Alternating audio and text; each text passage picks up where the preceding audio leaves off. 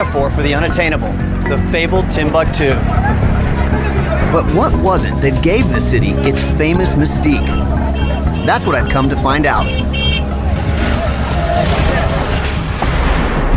The legend of Timbuktu begins in the year 1324, when a huge caravan appears unannounced in the deserts outside Cairo. Emperor Mansa Musa is making his holy pilgrimage to Mecca, and he's doing it in style. His caravan includes 60,000 people and about 13 tons of gold. The Islamic world was amazed by this unknown black king who seemed rich beyond belief. Arab historians recorded that he spent so lavishly in Cairo, the Egyptian gold market crashed for years. Eventually, the stories reached Europe, spawning an obsession with Mansa Musa and his shadowy city of gold. A Spanish map from 1375 even shows the emperor sitting on his throne holding a nugget of gold. Over the years, many European explorers set off to find the mysterious Timbuktu, only to die trying. Some were overcome by the harsh conditions of the desert. Others met their fate at the hands of the fierce tribesmen of the Sahara. Meanwhile, the legend of Timbuktu and its elusive empire of gold continued to grow. I've heard all the legends, but I'm looking for the truth. So I'm starting my journey 500 miles southwest of Timbuktu in the heartland of Mansa Musa's Malian Empire.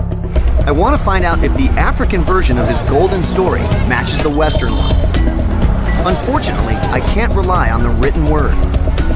In this part of the world, that's not how they kept their history. But I have some options.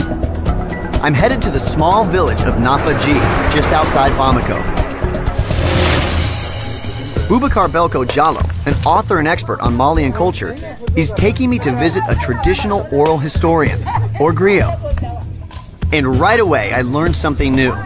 Boubacar tells me that in the West, he's known as Mansa Musa, but here in Mali, he's known as Kanka Musa, after his mother. Mansa was his title, meaning King of Kings. And I'm about to learn a lot more. That's the family of the king of the griots. The king of the griots. Yes. Lassana Kamisoko is one of the most renowned griots in Mali. His family goes back to the beginning of the Malian Empire, so the accumulated knowledge of centuries has been handed down to him. He's essentially a walking history book. Once the music starts, the words begin to flow. I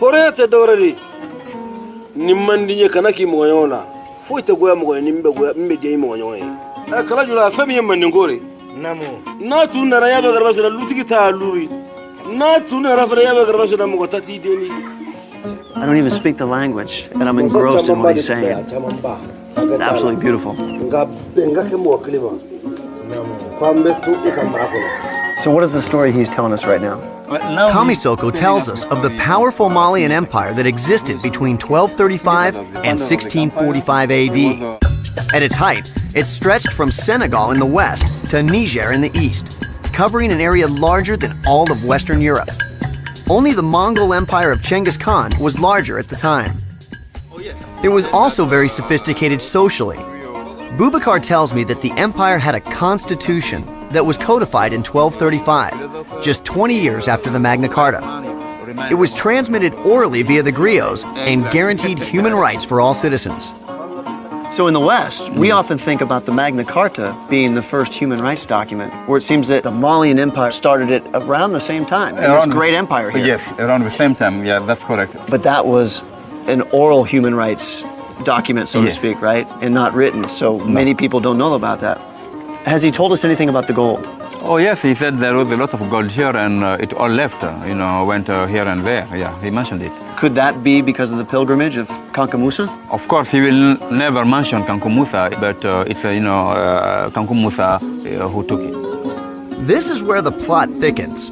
Kamisoko won't talk about Kanka Musa at all. Boubacar tells me there's a lot of anger towards the emperor in this area.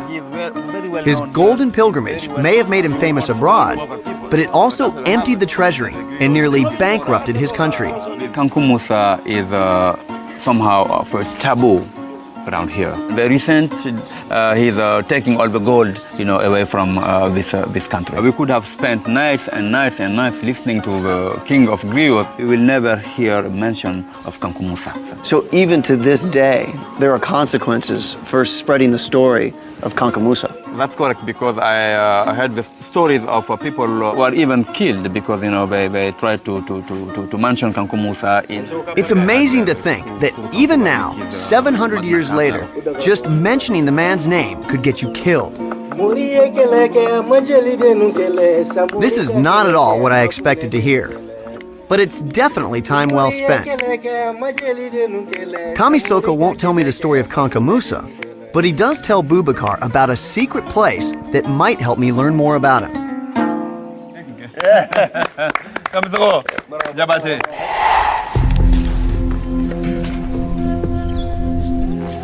Driven about an hour and a half outside Bamako and turned off the road at a marker that I've been told not to disclose.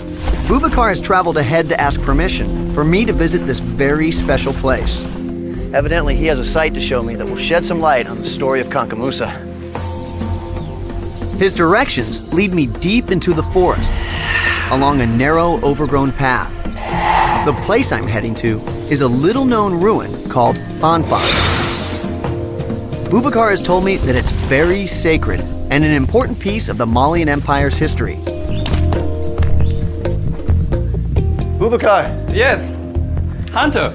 Eniche. Bye, Eniche. Welcome to Fanfan. What is Fanfan? Well, Fanfan is a place where they used to bring the princes, to hide them, and to educate them. So Kankou Musa himself may have spent time here. Who knows, maybe he might have been in this room. Who knows? Right in here. Yes. Boubacar says that from the 13th century onwards, all the kings of the Malian Empire were trained here, including Kankou Musa. It's my first concrete link to the man himself. So this was a fort in a sense. Oh yes, it's a fortress. You see? Look at this wall here. This is the vestiges of, that archaeological structure. And then you had, layers of walls protecting this sanctuary. So has there been any archaeology done here then? Well, it's not in our culture really to dig out our past. The way we dig our history is different from the way you do it in the West. You dig sites, archaeologically speaking, you write documents, you write history down. Right. Here we don't do that. This won't tell you anything more than what I just said. But then if you want... I've run into another taboo. It's forbidden to disturb sites as sacred as this one. It was hard enough just to get permission for me to visit. There's no way anybody would be allowed to dig here.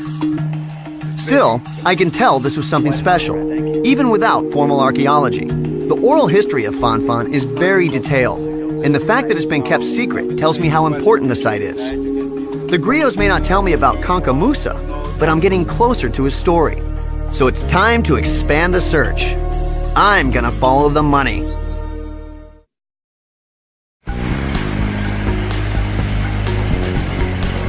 Like countless explorers before me, I'm searching for the gold of Timbuktu. I've met up with educator and guide Kaori Berti, and together we're seeking out the gold fields of the great Malian emperor Mansa Kankou Musa. Where did he get all his gold? So was this area we're in once the heart of the Mali Empire? Yes, you're right. We are in the Mande now. It's the heartland of the Mali Empire. And now we're heading to Narena. Narena is a famous place for traditional gold mining. How long have they been mining the gold in this area? They've been doing it since the time of a king, 700 years ago. The histories say that Kankou Musa brought close to 13 tons of gold on his pilgrimage to Mecca. This seems like an astronomical amount for the early 14th century, and the legends say he gave most of it away.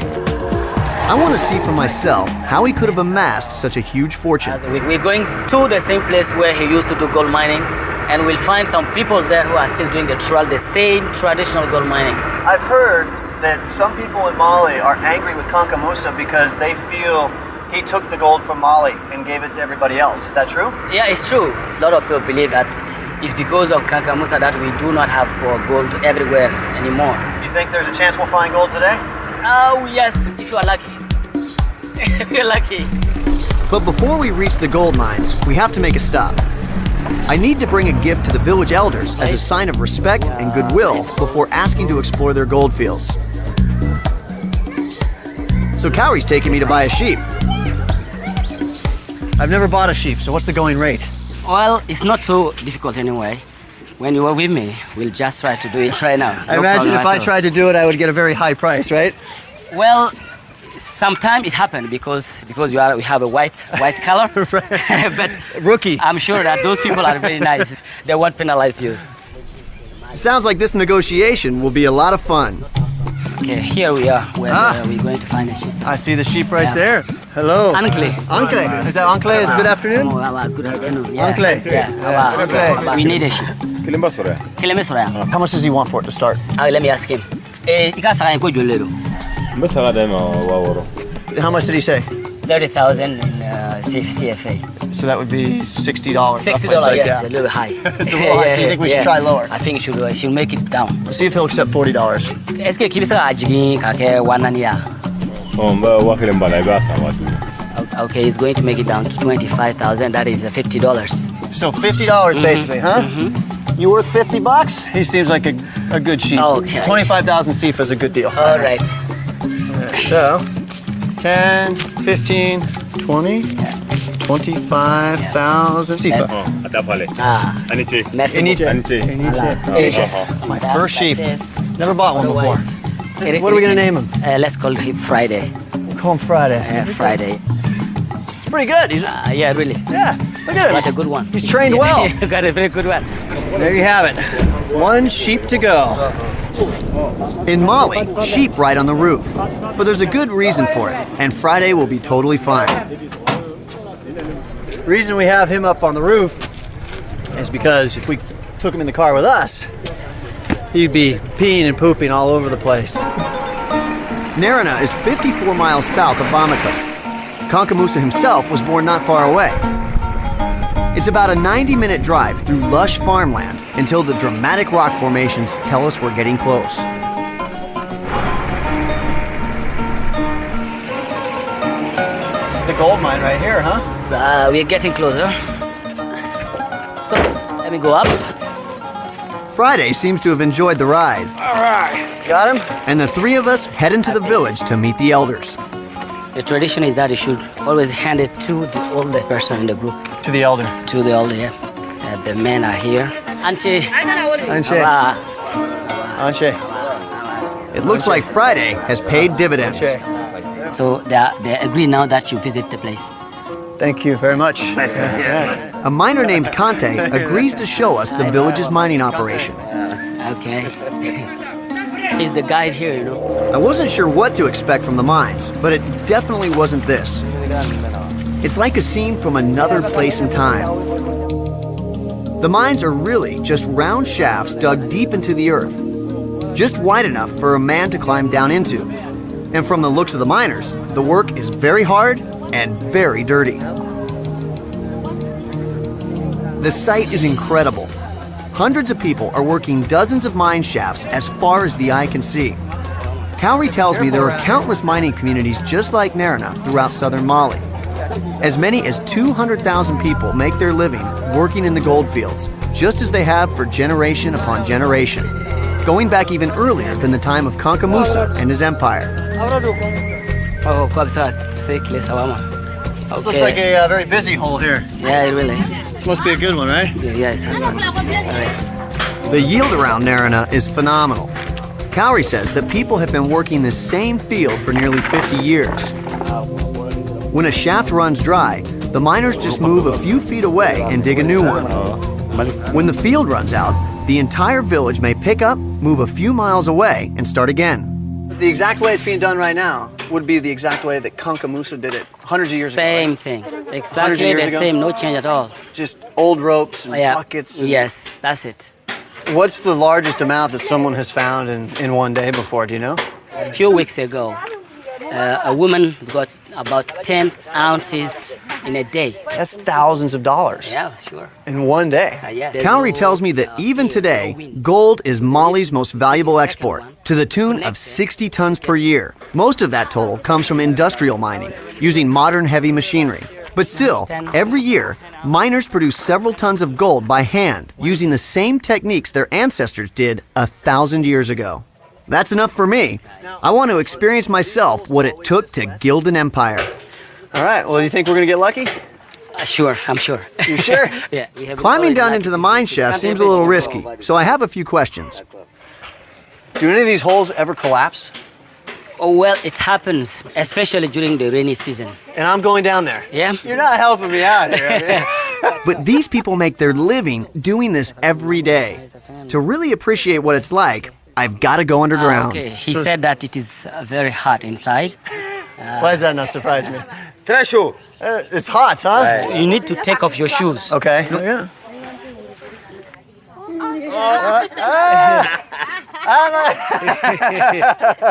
I see all the guys that go down. They have their shirts off, right? Okay. We're in the middle of the rainy season, and I can already tell that some of the handholds are very muddy. One slip, and it's 60 feet to the bottom with no good way for the miners to get me out. So I put on my climbing harness just in case. Don't leave me in there. So it's 60 feet down. Hello. You can hear the echo. It's 110 degrees. There's no air. Yeah. And none of them can believe that I'm going down here right now. They all showed up just to watch. Yeah. No. I think they know something that I don't. But hey, let's give it a shot. Okay. The first thing I notice, there's no air circulation inside the mine. As I descend, it becomes much harder to breathe, and my head begins to ache from the lack of oxygen. This is not an easy job. It's slippery. It's going to get even worse if it's raining. So I'll continue on down. So here I am at a hole 60 feet underground. It's about 2.5 feet wide. And I'm in knee-deep mud. And there's water everywhere. These are the stones they look for down here that tell them that they're at the layer where the gold is. So they will scrape away at the wall here, fill up this bucket, and then haul it to the surface. Traditionally, the men descend into the mines while the women pull the buckets and do the panning. During the time of the Malian Empire, any gold nuggets that were found belonged to the emperor, no questions asked. But the miners were allowed to keep a percentage of any gold dust they found. And they do this for hours and hours, every single day. In the heat, 60 feet underground here in some of these holes. It's absolutely unbelievable. There's very little oxygen, it's hot, steamy, and people had to work really hard for that gold. So, if Kanka Musa gave it all away, you could understand why people might be angry. I've sent a few buckets up. It's not for me. I think I'm gonna climb through the 60-foot tunnel back to the world up above. See you topside. Go! You got it! Woo! Yeah! That's slippery! But even now, I'm only half done. The next step is to pan the earth I've dug up to see if I have anything to show for my labors. So should we go pan for gold now? See what we found? Yeah, that's it. That's it? Yep. Okay, let's go. In principle, it's a simple process. You literally wash the dirt. Take some water. With a practiced roll of the wrist, the women swish the water around to separate and discard the heavier rocks and clay. Eventually, if there's gold, it should separate from the fine black mud that remains. At least that's the idea. You're not doing it the right way, you know. I'm not? That's why I'd be broke at this. Yeah. I make no money. Huh? Nothing, you're not like Nothing. it. Nothing. Nothing at all. Another bowl all the way down at the bottom of the hole, 60 feet down. Oh! I take that back. That's the fruits of my labor. One little fleck of gold. Actually, I'm luckier than I thought. My second bucket does yield some gold, about 1.5 grams or so, worth about $40. When you think about all the hours that go into this, digging the hole, pulling all the dirt out, and sifting through it, there's the byproduct right there. These little gold flakes, but just one bowl can make it all worthwhile. And the people here have been doing this for over 800 years, and they're doing it the same way that Kanka Musa did. It was definitely worthwhile for me. It was a lot of work to get just a few specks of gold, a far cry from the nearly 13 tons Kanka Musa brought on his pilgrimage. But this is just one bucket. Multiplied by thousands of people, it isn't hard to see how the emperor could have amassed enough gold to amaze the world. But Timbuktu is still 500 miles away. How did gold from down here make that city so famous? I've traveled 350 miles from the gold fields of Narina to the central Niger Valley to pick up the trade routes north to Timbuktu. Welcome to Mopti, the main port along the Niger River. This waterway is the superhighway through West Africa. For centuries, boats have been leaving Mopti and its neighbor Djenné to carry goods north.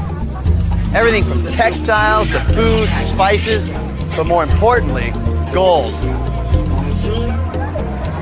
I'm going to follow the path of the gold all the way to Timbuktu. Sheen Welligam is a local merchant and river guide. That trip will take 3 days to Timbuktu. Sounds like a fun journey. So is this our boat? He's agreed to join me for my trip. Right. I'm looking forward to finally reaching the end of the earth. But I also want to find out how the Niger River helped gold from hundreds of miles away turn Timbuktu into a legend. How important was this river to the Malian Empire? This river was very important for trading. So then, these boats in this river make life better for the people of Mali? Yes, that's why we call this river River of Life. This is the River of Life? Yes. The Niger River has always been the main artery of West Africa.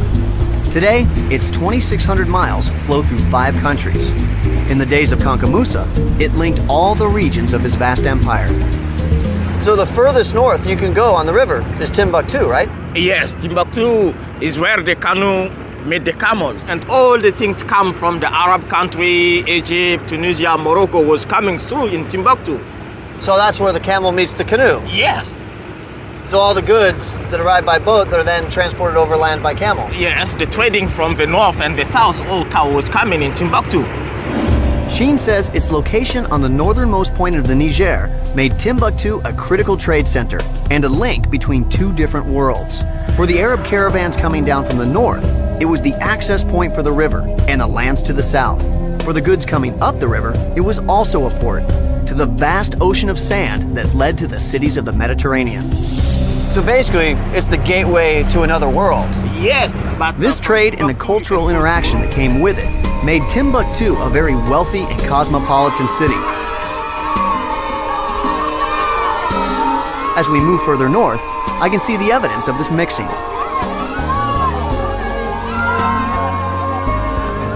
That is a beautiful building. Is that the mosque for the village? Yes, that is very nice mosque for all the villages. Where did that architecture come from? Oh, that is brought by Kanka Musa. Kanka Musa brought that to Mali? Yes. This architectural style combines the adobe buildings of Africa with the soaring spires of traditional Islamic mosques. Its evolution was the direct result of Kanka Musa's journey to the Middle East. Absolutely beautiful. Yeah, it's very beautiful. A few miles later, we see a more modern use of the canoes called pirogues that ply the river. So not only are the pirogues used for trade on the river, it's also a national sport. Each village competes against one another. And these guys are training for a national race. They've been paddling like this for the last mile. Yeah, keep it up, guys. Woo!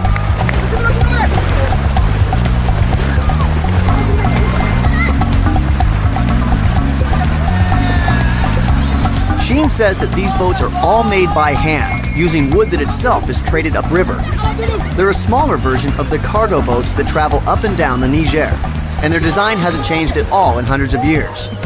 Kanka Musa himself may have witnessed a very similar scene back in the day.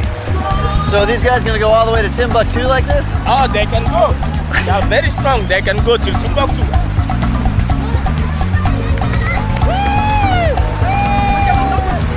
Yeah!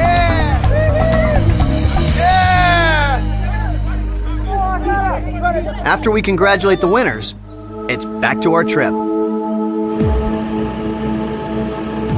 We have 230 miles to cover between Mopti and Timbuktu, so we have lots of time to experience life on the river.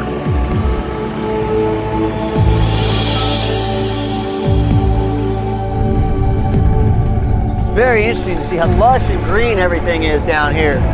It's a stark contrast to the land that's further north, which is all desert. So the people who live up in Timbuktu and even further beyond rely on the goods from down here to maintain their way of life.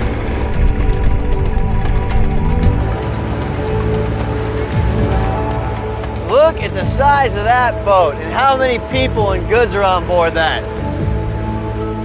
The more time I spend on this river, it really shows me how important it is to the way they live their lives.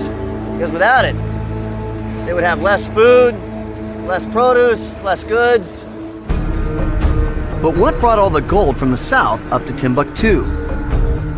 Sheen tells me that it was traded for a specific commodity that was just as important as gold in West Africa, and that was only available in the markets of Timbuktu: salt.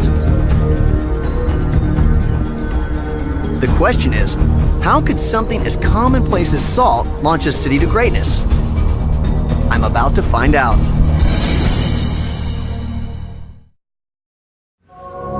After a long journey, I've finally arrived in the middle of nowhere. The first thing I can tell you about Timbuktu is that it definitely lives up to its reputation as being remote. It took me 3 airplanes just to get to West Africa.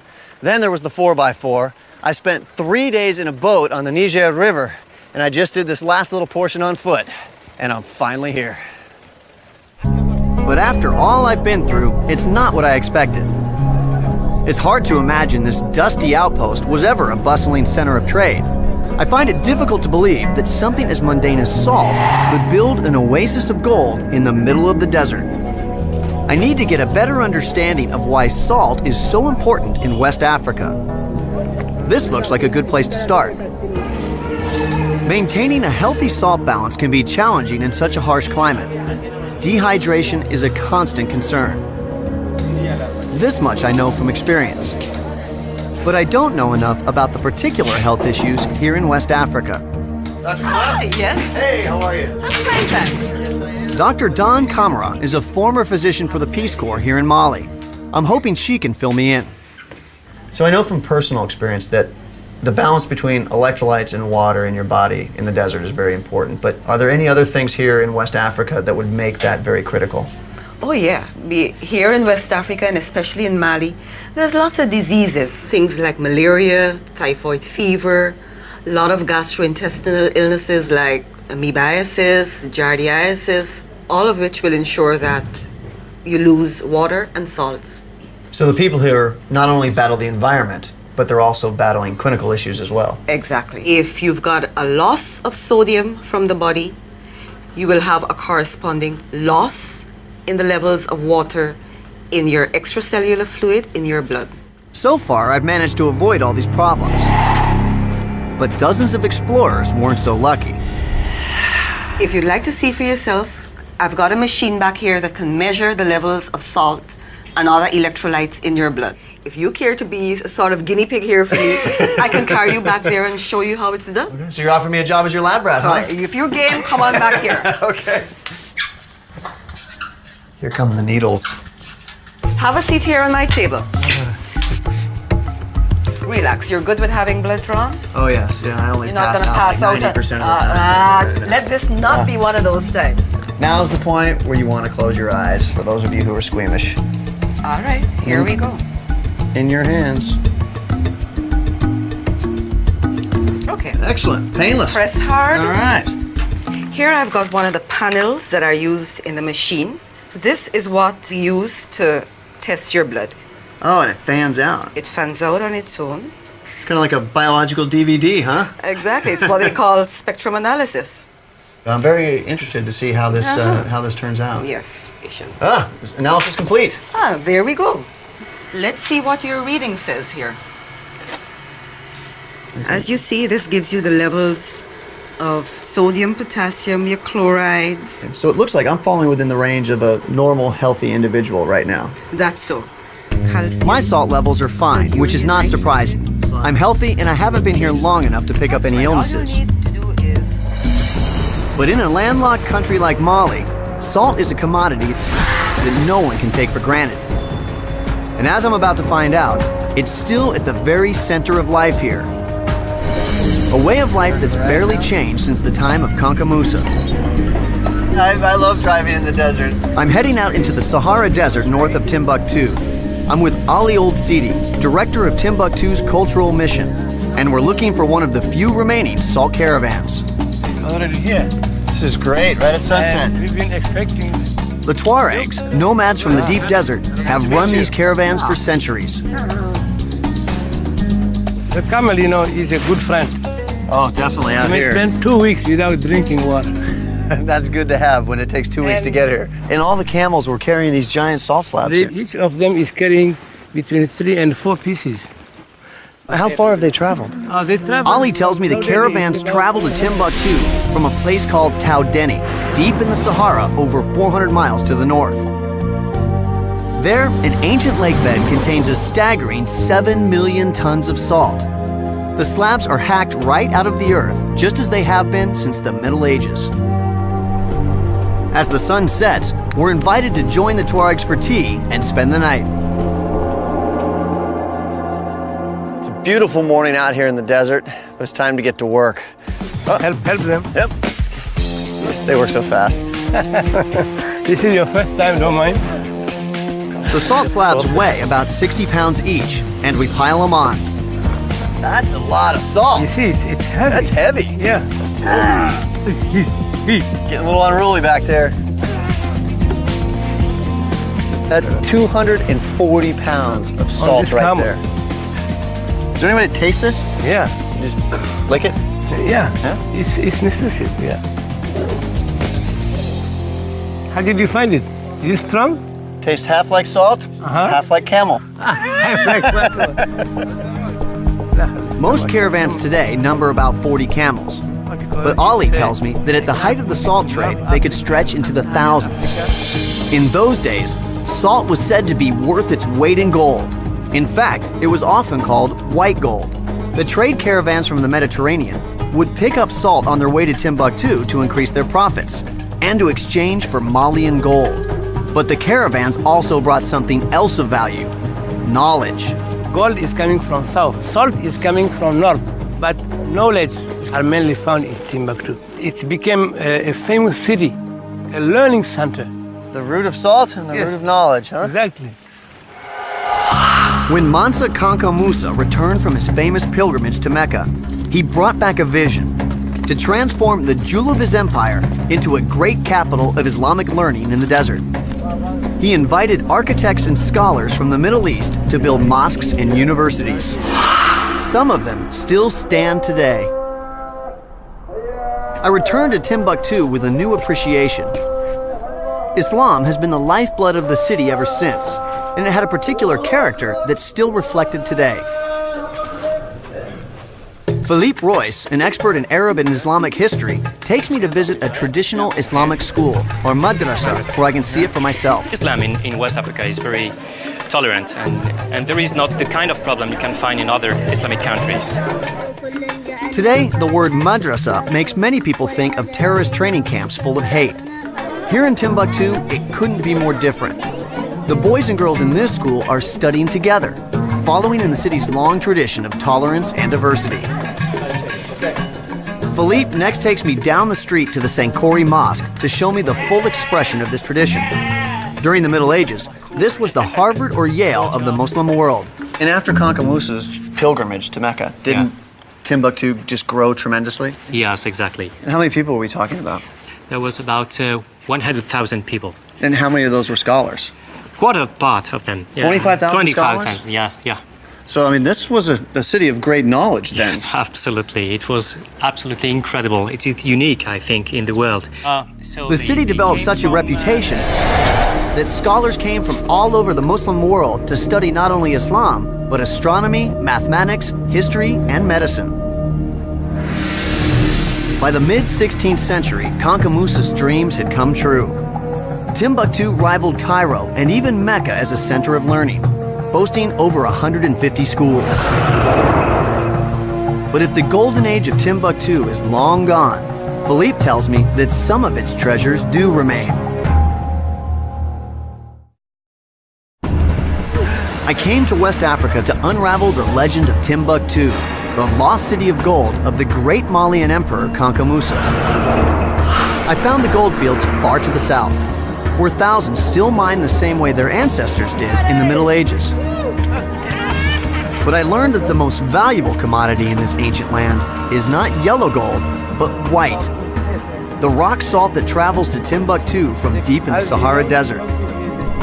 All this wealth helped Timbuktu grow into one of the intellectual capitals of the Muslim world. At its height, this was definitely not the middle of nowhere. And Philippe Royce tells me that the city's greatest treasure can still be found. But it's not what I might expect. Abdelkader Haidara is a scholar, the patriarch of one of Timbuktu's oldest families. So where's he taking us right now? He's going to show us his treasures. Treasures, huh? Yeah, they are all preserved in this room. Wow, I'm definitely intrigued. Wow, look at all that. It's a lot of treasure. What's ever in there? Boxes. Simple boxes. Boxes full of treasure, I'm thinking, Yeah. huh? Well, whatever's in here is heavy. Yeah, it's heavy. Certainly feels like treasure.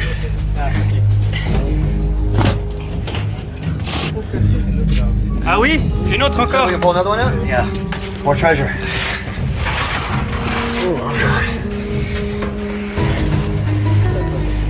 Look at how old this is. This has got to be something good. Wow, look at that. Ancient texts and manuscripts. Wow. Exactly. Plenty of them. And how far back do they date? From the 16th century.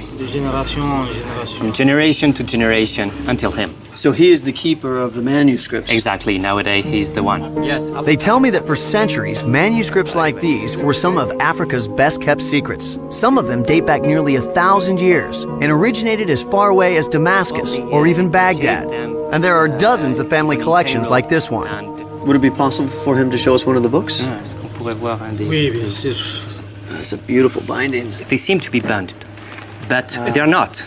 And what is incredible is that they are preserved without any binding and without any numbering of the pages. So all the families had a tradition of conserving it very well. So there must be hundreds, if not thousands, of manuscripts. Yes, he has. كم من المخطوطات عندك? 9,000 manuscripts. And what happens if the insects or elements get to them? Yeah, it happened a lot. You'll see. Open it. Oh, yes, okay. These are manuscripts that have seen the effects of time, weather. Exactly. No, these, as you see, have dust.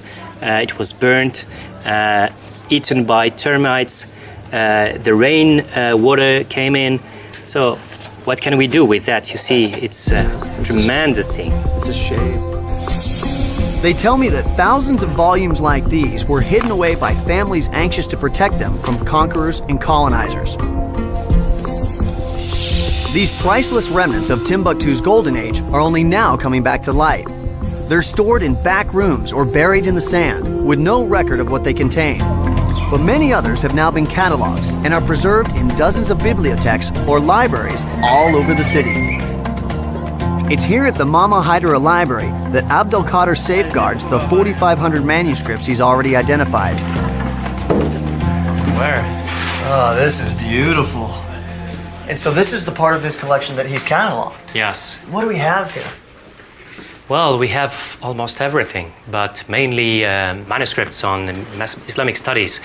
But we have also some manuscripts of Aristotle, Plato, Pythagoras, and different Greek philosophers and doctors.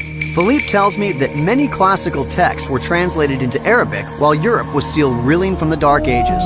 There could be unknown passages or even entire works from writers like Plato, Aristotle, or Pythagoras preserved here that exist nowhere else in the world. So because they come from all over, you're not just getting one-sided teachings, you're getting teachings from different perspectives, different empires. Exactly. Maybe some hidden pearl could appear, and it is our work to make it known to everybody. So there's much hard work yet to be done. Yes.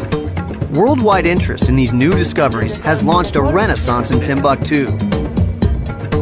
Grants have helped establish study centers where manuscripts are painstakingly cataloged and preserved. At the government-run Ahmed Baba Center, Philippe shows me something even more exciting. Let's go in. Well, this is certainly a lot different than the rest of Timbuktu. Oh, definitely. Here is where we having all the scanning. So the thousands of manuscripts that are in these family libraries are now going digital. It's hidden now, and we have to make it available to everybody. We have already 30,000 manuscripts here in the Ahmed Baba Center. A lot of work to be done. Yeah. A lot. In a very short time, a lot of people will be able to know what's on here. The plan is to make the manuscripts of Timbuktu accessible digitally to scholars all over the world. So all these treasures that have been stored here for hundreds of years are just now beginning to surface to the rest of the world. We are just at the tip of the iceberg. Who knows what we find? In the years to come, these ancient volumes may well rewrite Africa's past, as Timbuktu reclaims its golden age. As for me, I've come full circle. As you can see in this one, you have the name of Kanka Musa. Here, Kanka Musa. Is this the story of his pilgrimage? Exactly. Kanka Musa's own story is right in front of me, as written here in Timbuktu in the 16th century. I think it's safe to say that the emperor would be very proud. Kamisoko won't tell me the story of Kanka Musa, but he does tell Boubacar about a secret place that might help me learn more about him.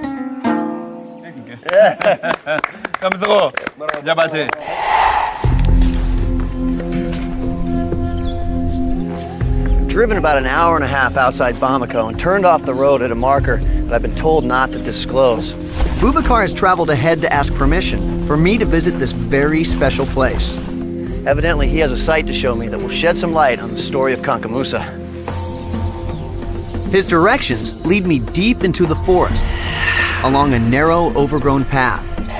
The place I'm heading to is a little-known ruin called Fanfan. Boubacar has told me that it's very sacred and an important piece of the Malian Empire's history. Boubacar. Yes, Hunter. Eniche. Bye, Eniche. Welcome to Fanfan. What is Fanfan? Well, Fanfan is a place where they used to bring the princes, to hide them, and to educate them. So Kanka Musa himself may have spent time here. Who knows, maybe he might have been in this room. Who knows? Right in here. Yes. Boubacar says that from the 13th century onwards, all the kings of the Malian Empire were trained here. To speak, right? And not written, so many people don't know about that. Has he told us anything about the gold? Oh yes, he said there was a lot of gold here and it all left, went here and there. Yeah, he mentioned it. Could that be because of the pilgrimage of Kanka Musa? Of course, he will never mention Kanka Musa, but it's, Kanka Musa who took it. This is where the plot thickens. Kamisoko won't talk about Kanka Musa at all. Boubacar tells me there's a lot of anger towards the emperor in this area. His golden pilgrimage may have made him famous abroad, but it also emptied the treasury and nearly bankrupted his country. Kanka Musa is somehow of a taboo around here. The recent, he's taking all the gold, away from this country. We could have spent nights and nights and nights listening to the king of Greece. We will never hear mention of Kanka Musa. So even to this day, there are consequences for spreading the story of Kanka Musa. That's correct, because I heard the stories of people who are even killed because they tried to mention Kanka Musa. It's amazing to think that even now, 700 years later, just mentioning the man's name could get you killed. This is not at all what I expected to hear, but it's definitely time well spent. For the unattainable, the fabled Timbuktu. But what was it that gave the city its famous mystique? That's what I've come to find out. The legend of Timbuktu begins in the year 1324, when a huge caravan appears unannounced in the deserts outside Cairo. Emperor Mansa Musa is making his holy pilgrimage to Mecca, and he's doing it in style. His caravan includes 60,000 people and about 13 tons of gold. The Islamic world was amazed by this unknown black king who seemed rich beyond belief. Arab historians recorded that he spent so lavishly in Cairo, the Egyptian gold market crashed for years. Eventually, the stories reached Europe, spawning an obsession with Mansa Musa and his shadowy city of gold. A Spanish map from 1375 even shows the emperor sitting on his throne holding a nugget of gold. Over the years, many European explorers set off to find the mysterious Timbuktu, only to die trying. Some were overcome by the harsh conditions of the desert. Others met their fate at the hands of the fierce tribesmen of the Sahara. Meanwhile, the legend of Timbuktu and its elusive empire of gold continued to grow. I've heard all the legends, but I'm looking for the truth. So I'm starting my journey 500 miles southwest of Timbuktu in the heartland of Mansa Musa's Malian Empire. I want to find out if the African version of his golden story matches the Western one. Unfortunately, I can't rely on the written word. In this part of the world, that's not how they kept their history. But I have some options. I'm headed to the small village of Nafaji, just outside Bamako. Boubacar Belko Jallo, an author and expert on Malian culture, is taking me to visit a traditional oral historian, or griot. And right away, I learned something new. Boubacar tells me that in the West, he's known as Mansa Musa, but here in Mali, he's known as Kanka Musa, after his mother. Mansa was his title, meaning King of Kings. And I'm about to learn a lot more. That's the family of the king of the griots. The king of the griots. Yes. Lassana Kamisoko is one of the most renowned griots in Mali. His family goes back to the beginning of the Malian Empire, so the accumulated knowledge of centuries has been handed down to him. He's essentially a walking history book. Once the music starts, the words begin to flow.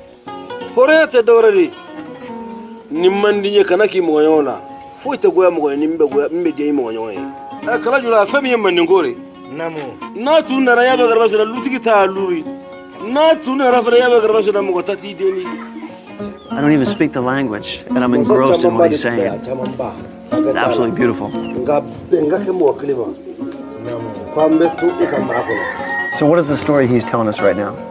Kamisoko tells us of the powerful Malian Empire that existed between 1235 and 1645 AD. At its height, it stretched from Senegal in the west to Niger in the east, covering an area larger than all of Western Europe. Only the Mongol Empire of Genghis Khan was larger at the time. It was also very sophisticated socially. Boubacar tells me that the empire had a constitution that was codified in 1235, just 20 years after the Magna Carta. It was transmitted orally via the griots and guaranteed human rights for all citizens.